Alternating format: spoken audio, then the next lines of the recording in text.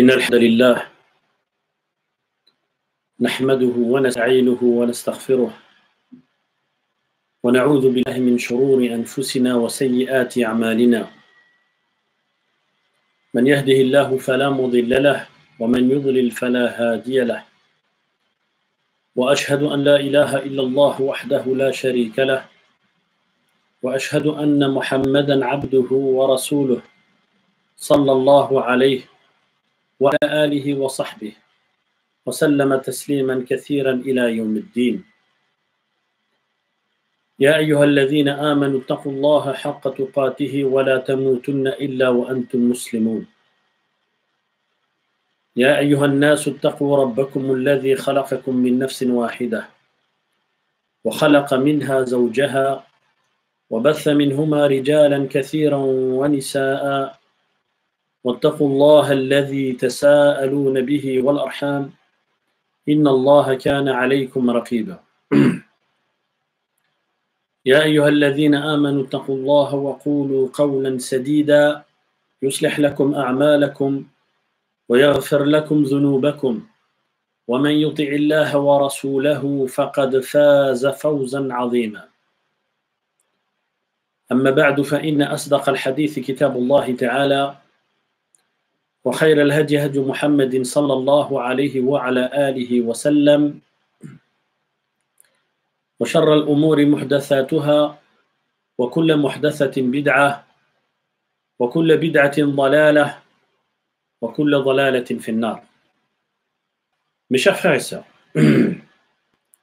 lors du cours précédent, je vous ai expliqué deux des trois catégories de l'unicité. L'unicité de la seigneurie et l'unicité de l'adoration. Aujourd'hui, bi'idhnillah, par la permission d'Allah, je vais vous expliquer la troisième catégorie de l'unicité, qui est l'unicité des noms et attributs. Comment mettons en pratique l'unicité dans les noms et les attributs? Tout d'abord, mes chers frères et sœurs, il est important de savoir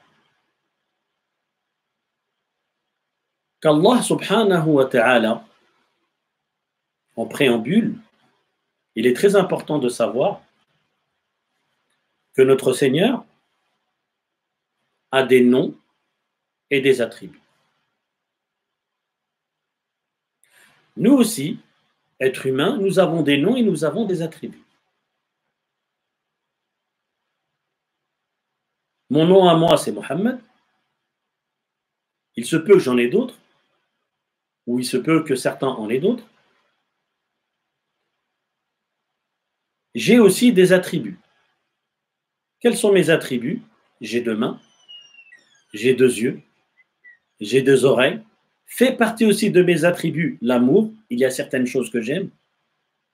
Fait aussi partie de mes attributs la répugnance, il y a certaines choses que je répugne, etc., etc. Donc, une personne peut avoir un ou plusieurs noms et elle a plusieurs attributs.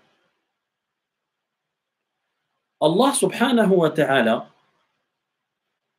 a des noms et il a des attributs. Où se trouvent ces noms? Dans la révélation. Soit dans le livre d'Allah subhanahu wa ta'ala, soit dans la sunna de notre prophète Mohammed sallallahu alayhi wa sallam. Parmi ces noms, par exemple, Allah, Ar-Rahman, Ar-Rahim, Al-Malik, Al-Quddus, As-Salam, etc., etc., parmi ces nombreux noms. Les nombreux noms d'Allah subhanahu wa ta'ala, notre Créateur. Allah subhanahu wa ta'ala a aussi des attributs. Où trouve-t-on ces attributs? Quelle référence utiliser pour savoir quels sont les attributs que nous pouvons affirmer concernant notre Seigneur Allah subhanahu wa ta'ala? le livre d'Allah et la sunna authentique. Lorsque je dis la sunna authentique, cela veut dire qu'on ne peut pas prendre les noms d'Allah ou ses attributs dans un hadith, une parole prophétique qui n'a pas été jugée authentique. Car il y a des paroles jugées authentiques, d'autres faibles. Et d'autres qui ont été jugées comme bonnes. Il y a trois catégories de hadith, de paroles prophétiques. Soit elle est authentique, soit elle est bonne, soit elle est faible. Tu ne peux prendre les noms et les attributs d'Allah subhanahu wa ta'ala que dans des hadiths qui ont été jugés bons ou authentiques, Hassan ou Sahih. Tu n'as pas le droit de prendre les noms ou attributs d'Allah subhanahu wa ta'ala, ni de déduire une règle ou une mise en pratique de quelque chose d'un hadith qui est jugé faible. Qui a été jugé faible. Donc Allah subhanahu wa ta'ala, il a des attributs. Il a des noms, j'en ai cité quelques-uns. Il a des attributs. Exemple parmi les attributs d'Allah subhanahu wa ta'ala, Allah subhanahu wa ta'ala, une face. Il a deux mains. L'arrivée, la venue fait partie de ses attributs. L'agrément, l'amour, la colère, la répugnance. Certaines choses mettent en colère Allah subhanahu wa ta'ala et il éprouve de la répugnance pour certaines choses. La descente. Le prophète alayhi salatu wa salam nous a informé que Allah tabaraka wa ta'ala descend au dernier tiers de la nuit. L'étonnement fait partie des attributs d'Allah. Le rire, l'élévation, la parole. Allah subhanahu wa ta'ala parle. Donc Allah tabaraka wa ta'ala a des noms et des attributs. Je vous ai cité certains de ces noms et certains de ces attributs. En quoi consiste l'unicité des noms et des attributs? Écoutez bien. C'est unifier Allah subhanahu wa ta'ala par les noms avec lesquels il s'est lui-même nommé, ou ceux avec lesquels le prophète alayhi salatu wassalam l'a nommé. Où ça? Donc soit dans le Coran, soit dans la sunna authentique ou bonne. Si le hadith a été jugé bon ou authentique et qu'il contient un nom ou un attribut, eh bien, je peux attribuer cet attribut-là à notre Seigneur Allah subhanahu wa ta'ala. Donc, l'unicité des noms et des attributs, c'est unifier Allah par les noms par lesquels il s'est lui-même nommé, ou ceux avec lesquels le prophète alayhi salatu wa salam l'a nommé. Parce qu'il s'est lui-même décrit aussi. C'est unifier Allah subhanahu wa ta'ala par ce qu'il s'est lui-même décrit. Ou ce avec quoi plutôt le prophète alayhi salatu wa salam l'a décrit. Donc concernant les noms et les attributs, je n'ai pas le droit d'appeler Allah subhanahu wa ta'ala par un nom ou d'attribuer un nom à Allah tabaraka wa ta'ala qui n'est ni dans le Coran ni dans la sunna authentique ou bonne. La même chose concernant les attributs. La même chose concernant les attributs.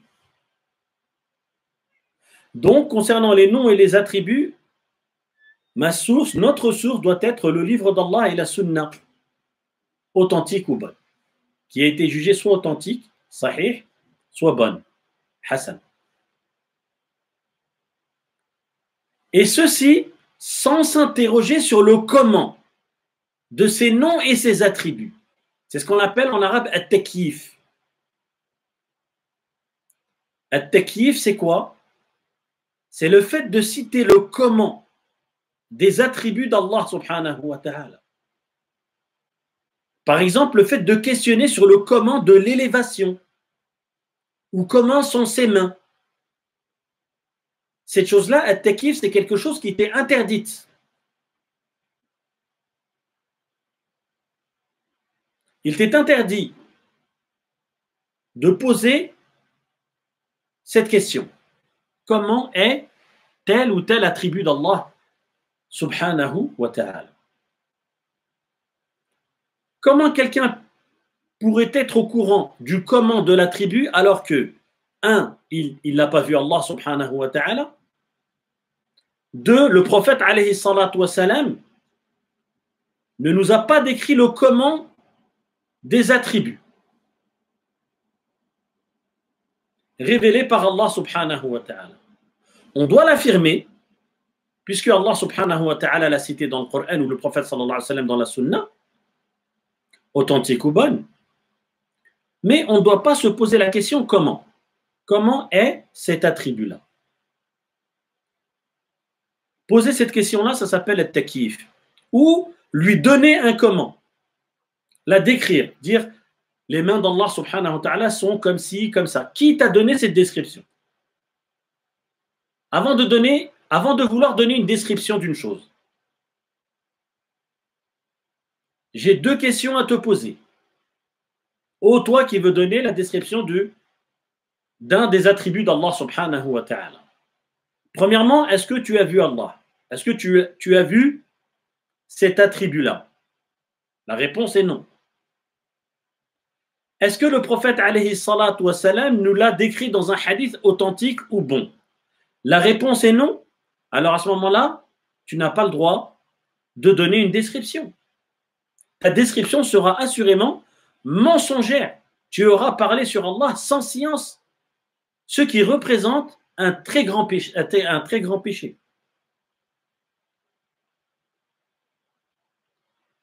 Deuxième chose à laquelle on ne doit pas recourir lorsqu'on unifie dans l'unicité des noms et des attributs, c'est la comparaison.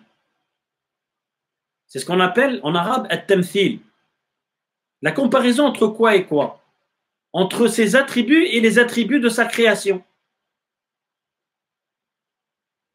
C'est ce qu'on appelle aussi, avec un vocabulaire un peu plus soutenu, l'anthropomorphisme.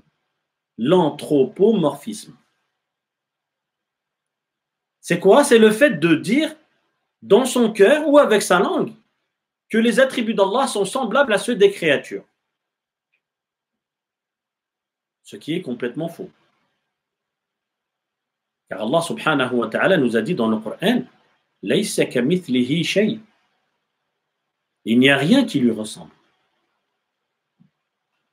Si je dis qu'Allah subhanahu wa ta'ala a deux mains, est-ce que cela veut dire obligatoirement qu'il a... Est-ce qu'on déduit de cela que ses mains sont comme celles des êtres humains? La réponse est non. La réponse est non. D'une part, parce que Allah subhanahu wa ta'ala dit que rien ne lui ressemble.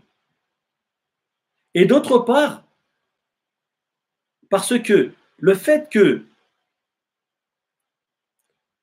cet attribut-là soit un attribut d'Allah et des êtres humains ne nécessite pas qu'ils soient semblables. Je vais vous donner un exemple.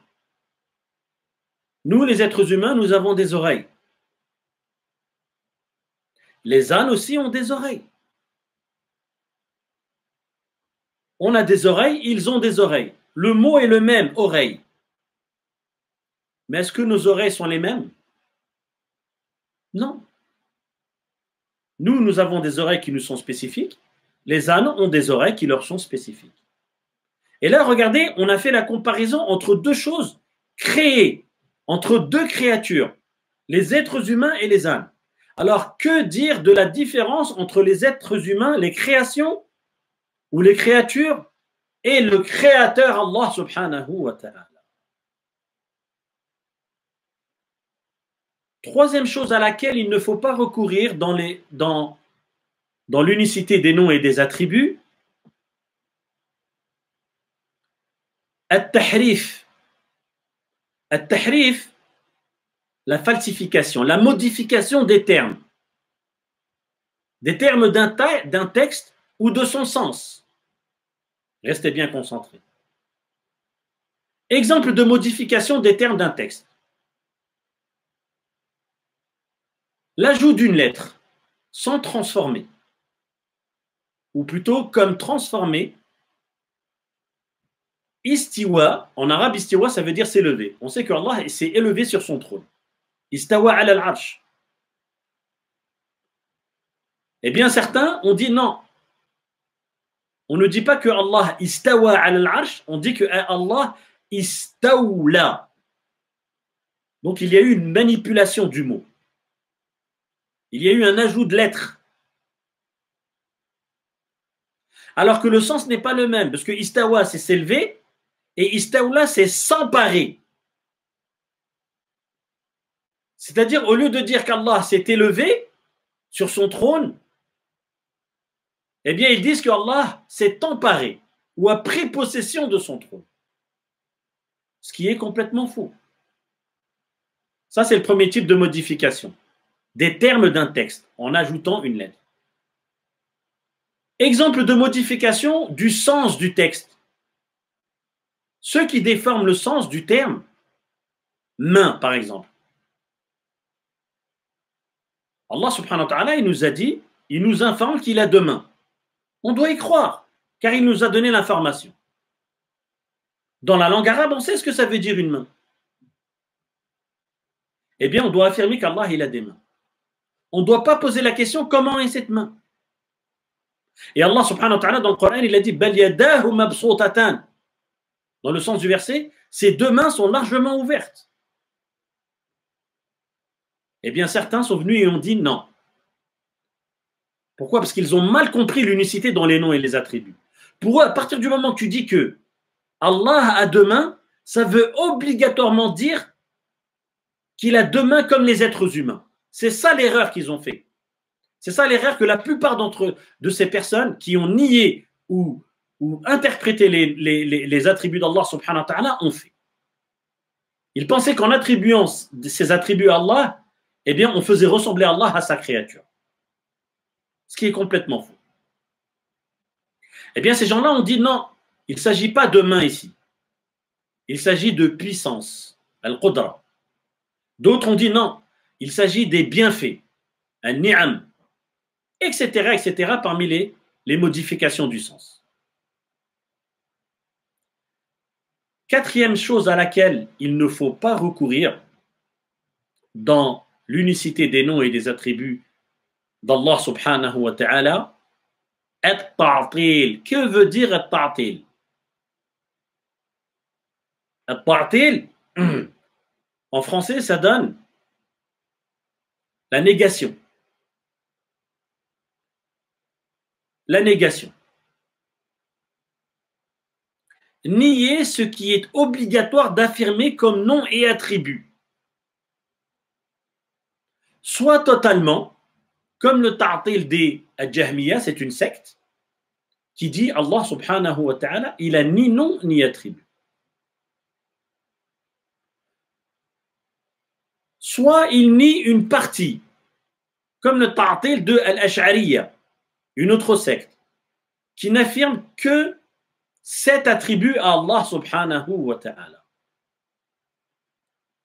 Comment cela se fait-il que ces sectes-là et bien d'autres se sont égarés dans les noms et les attributs d'Allah subhanahu wa ta'ala? La raison est simple, car ils ignorent cette science-là qui est l'unicité des noms et des attributs d'Allah subhanahu wa ta'ala.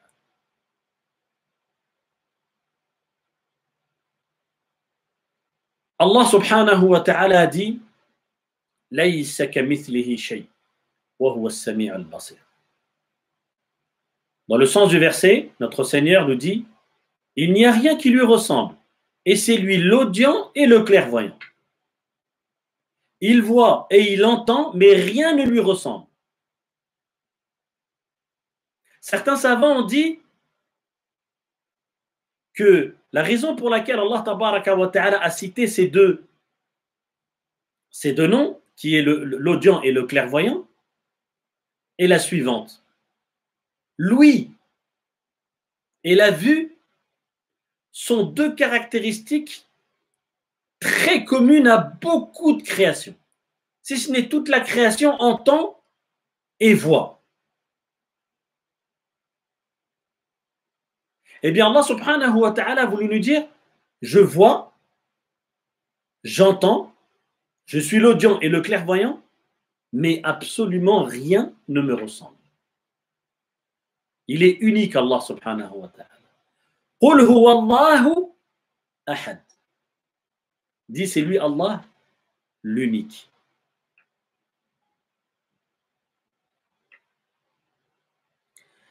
قال الله سبحانه وتعالى ولله الأسماء الحسنى فادعوه بها وذروا الذين يلحدون في أسمائه سيجزون ما كانوا يعملون.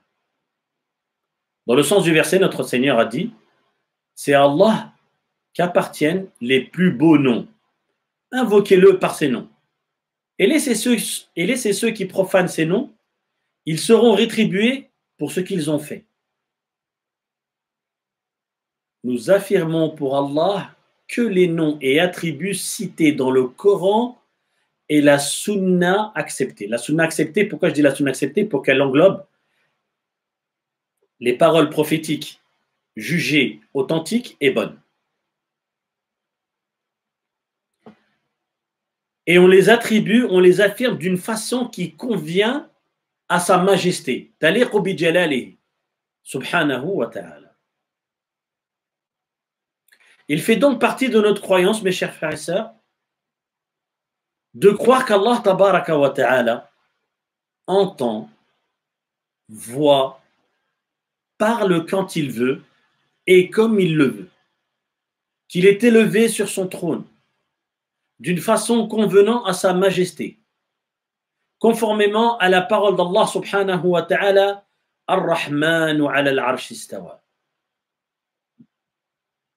Dans le sens du verset, le tout miséricordieux s'est élevé sur le trône. Il y a une règle à retenir. Nous nous en tenons pour les noms et attributs d'Allah à ce qui a été mentionné dans le Coran et la Sunna acceptée, c'est-à-dire soit jugé sahiha authentique, soit jugé hasana bonne. C'est-à-dire que nous ne nommons notre Seigneur qu'avec les noms par lesquels il s'est lui-même nommé. Tu n'as pas le droit de lui donner un autre nom. Tu dois te contenter des noms avec lesquels il s'est nommé ou des noms avec lesquels son prophète alayhi salatu wassalam l'a nommé. Et nous ne le décrivons, Allah subhanahu wa ta'ala, qu'avec les attributs par lesquels il s'est lui-même décrit ou ceux par lesquels le prophète alayhi salatu wassalam l'a décrit.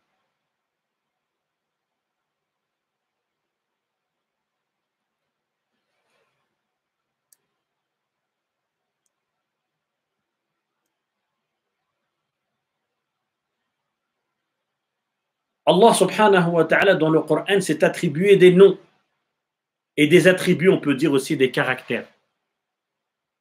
Tout comme le prophète Muhammad sallallahu alayhi wa sallam dans sa sunna a attribué à Allah des noms et des caractères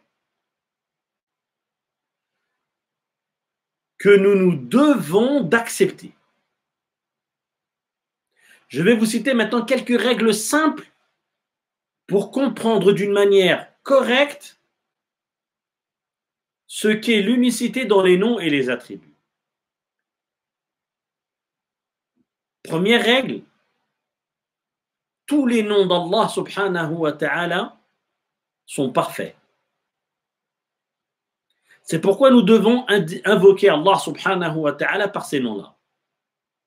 Allah subhanahu wa ta'ala dit وَلِلَّهِ الْأَسْمَاءُ الْحُسْنَى فَادْعُوهُ بِهَا. Dans le sens du verset, Allah a dit, et Allah appartient les plus beaux noms. Alors invoquez-le par ces noms-là. Ce sont les plus beaux noms. Et les noms d'Allah sont parfaits. Pourquoi est-ce que je dis que les noms sont parfaits?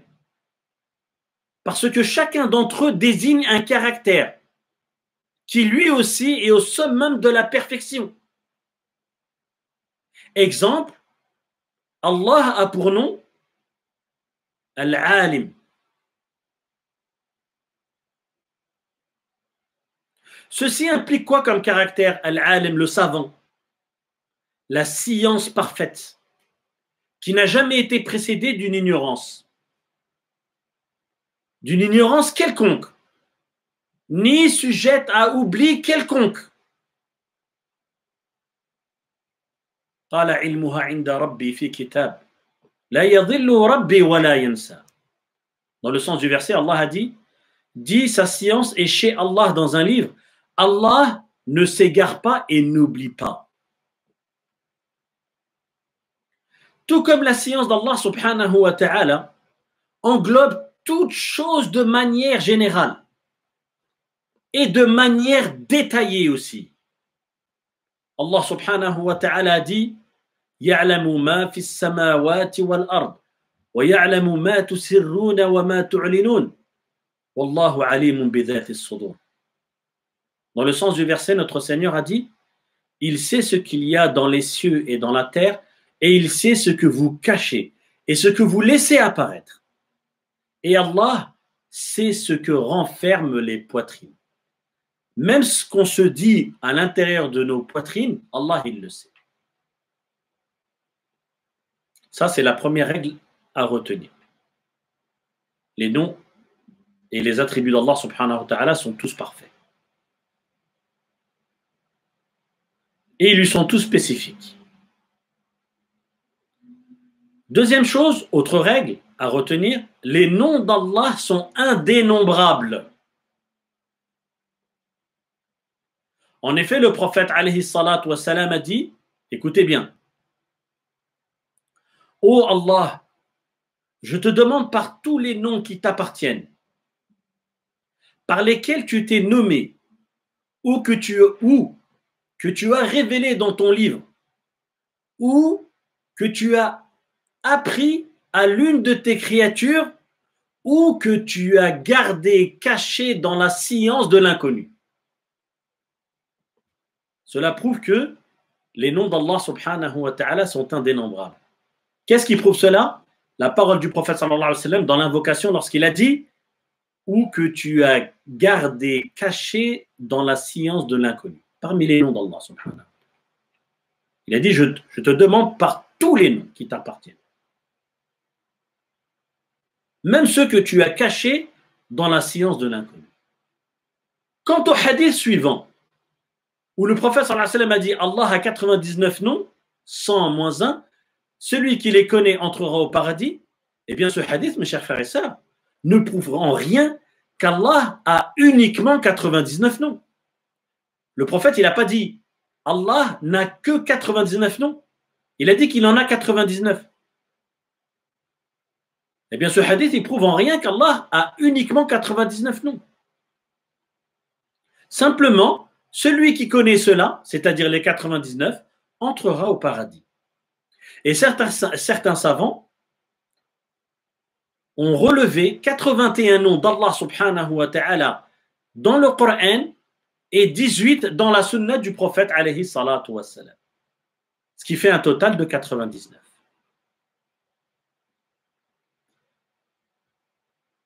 Autre règle à retenir concernant les noms et les attributs d'Allah subhanahu wa ta'ala. Les noms d'Allah sont ceux qui sont cités dans le Coran et la sunna. Et en aucun cas, on peut appeler Allah par un autre nom.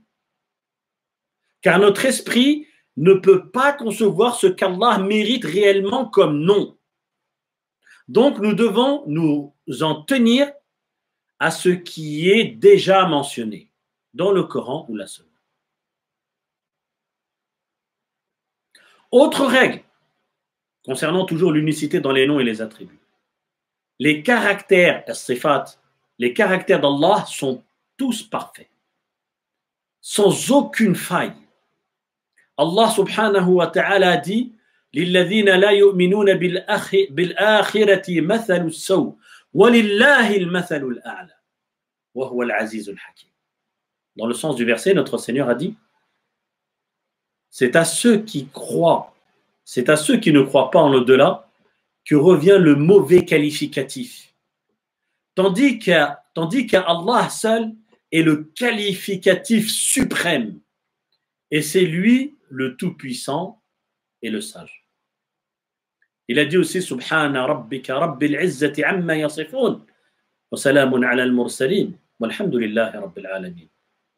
Dans le sens du verset, notre Seigneur a dit gloire à ton Seigneur, le Seigneur de la puissance. Il est au-dessus de ce qu'ils décrivent. Et paix sur les messagers et louange à Allah, Seigneur de l'univers.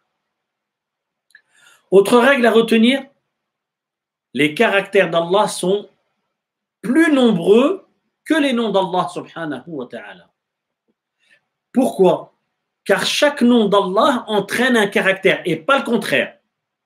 Par exemple, Ar-Rahim fait partie des noms d'Allah subhanahu wa ta'ala, qui est traduit par le très miséricordieux. Eh bien, Ar-Rahim, le très miséricordieux, entraîne comme caractère la miséricorde. Ce nom-là, il entraîne un caractère, il implique un caractère. Chaque caractère d'Allah subhanahu wa ta'ala, attention, n'entraîne pas forcément un nom. C'est pour ça que je dis pas le contraire. Chaque caractère, chaque nom d'Allah entraîne un caractère, mais pas le contraire.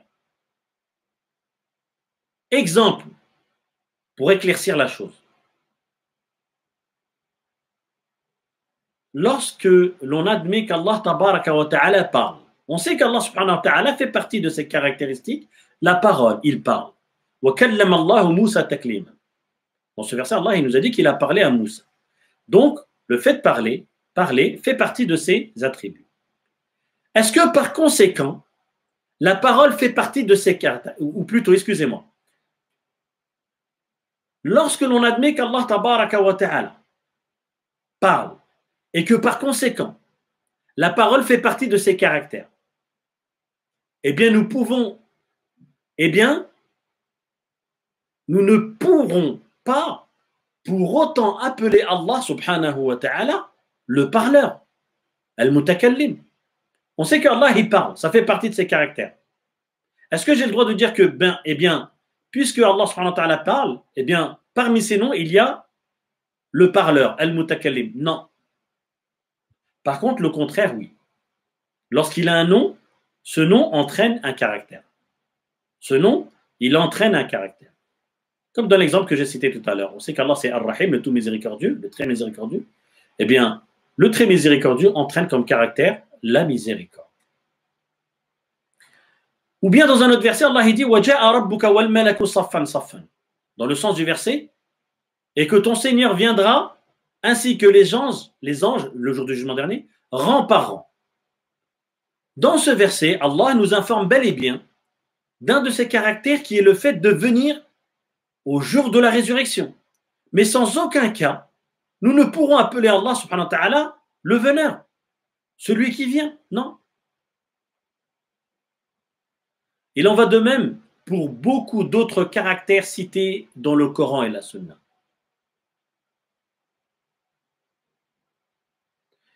Après avoir reconnu les caractères d'Allah, il faut prendre garde à ne pas faire de commentaires, comme j'ai dit tout à l'heure, le tekif, poser la question comment, ou de comparaison entre les caractères d'Allah et ceux des créatures.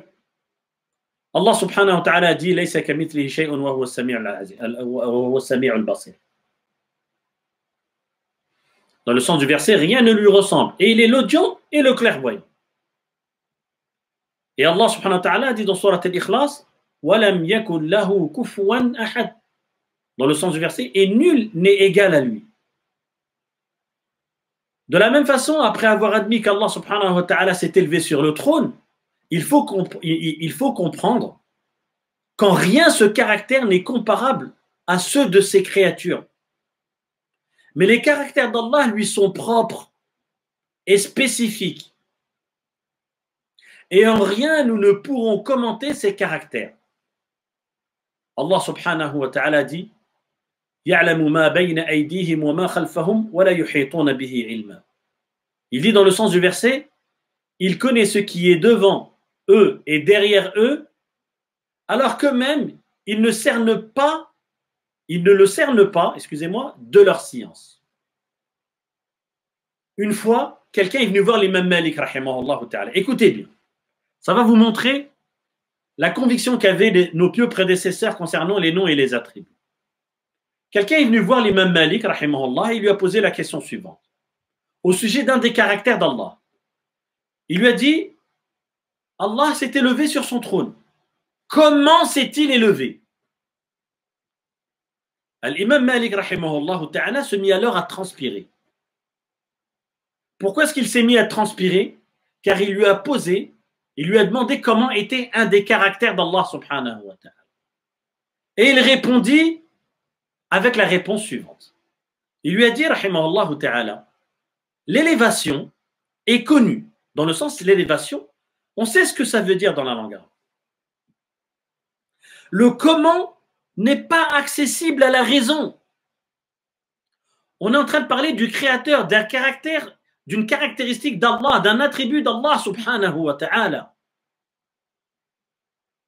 Tu ne l'as pas vu, Allah, le prophète alayhi salatu wa sallam, ne te l'a pas décrit, ce caractère.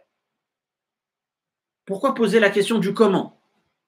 Donc le comment n'est pas accessible à la raison, a répondu l'imam Malik. Il lui dit aussi, et le fait d'y croire est une obligation. Le fait de croire à tous les attributs d'Allah subhanahu wa ta'ala, c'est une obligation, puisqu'ils ont été révélés, ces attributs.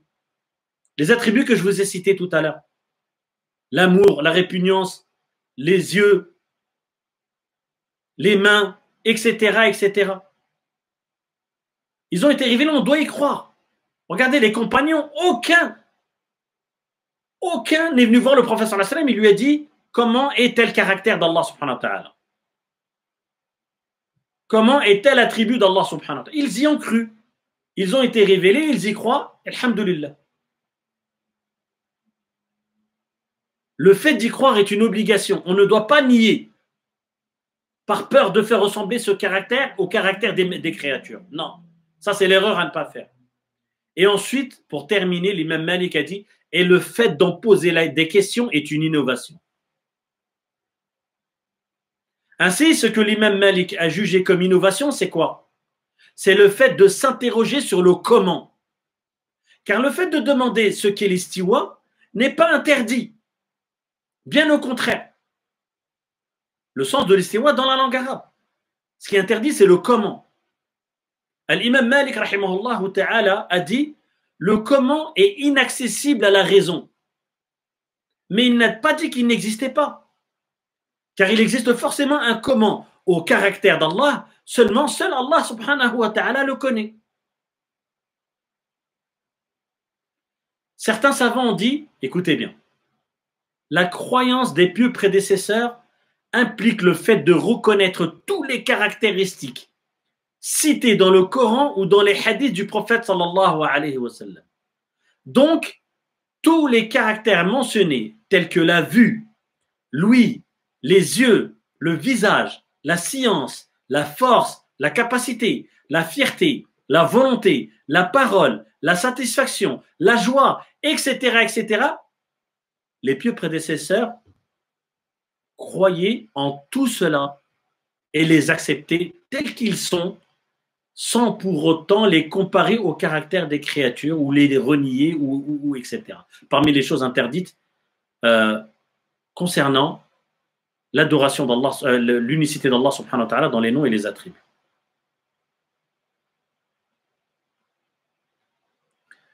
L'imam al-Shafi'i, vous le connaissez tous, parmi les grandes écoles, il a dit, écoutez bien, je crois en Allah et en ce qui provient de la part d'Allah.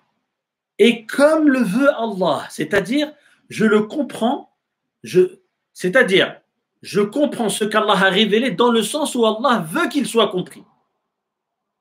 Et je crois au messager d'Allah et en ce qui provient du messager d'Allah et dans le sens voulu par le messager d'Allah sallallahu alayhi wa sallam.